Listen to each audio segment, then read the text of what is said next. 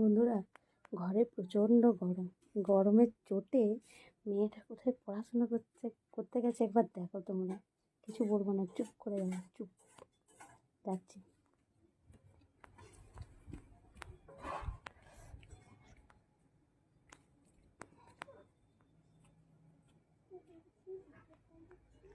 এই যেমন আম গাছটা জোরে কথা বলছি না, আমি আস্তে আস্তে বলছি, কিন্তু মেয়েটা এখানে আছে। পেয়ারা গাছটা,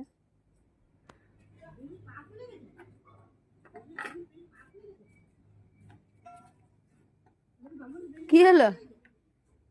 তো বুঝে গেছিস ভিডিও করছি? ঘরে পড়ে নিস কেন? গরম? হ্যাঁ, খুব গরম। দেখ গাছতলায় বসে গেছিস, এটা কি করছিস?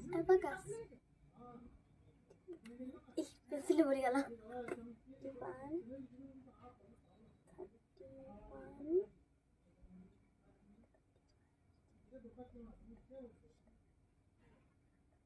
বন্ধুরা, বাবা কাজ করছে, ও বুঝে গিয়েছে যে আমি ভিডিও করছি।